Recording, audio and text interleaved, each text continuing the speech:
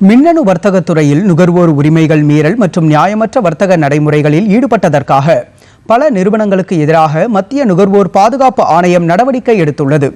இன்று மக்களவையில் எழுப்பப்பட்ட துணை கேள்விகளுக்கு பதிலளித்த மத்திய நுகர்வோர் விவகாரத்துறை அமைச்சர் பிரல்ஹாத் ஜோஷி, நியாயமற்ற வர்த்தக நடைமுறைகளை கடைபிடித்ததற்காக 2020ஆம் ஆண்டு முதல் இதுபோன்ற மின்னணு வர்த்தக தளங்களுக்கு எதிராக சட்ட அளவியல் துறை 997 அறிவிக்கைகளை அனுப்பியுள்ளதாக தெரிவித்தார்.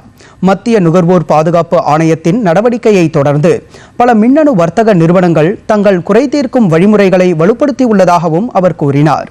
இதுவரை பாதிக்கப்பட்ட நுகர்வோருக்கு 1440 கோடி ரூபாய் மதிப்பிலான பணத்தை திரும்பப் பெறுவதற்கான நடவடிக்கைகள் மேற்கொள்ளப்பட்டிருப்பதாகவும், இது சமீபத்திய ஆண்டுகளின் நுகர்வோர் விவகாரத்துறையின் மிகப்பெரிய சாதனைகளில் ஒன்றாக திகழ்வதாகவும் அமைச்சர் பிரல்ஹாத் ஜோஷி குறிப்பிட்டார்.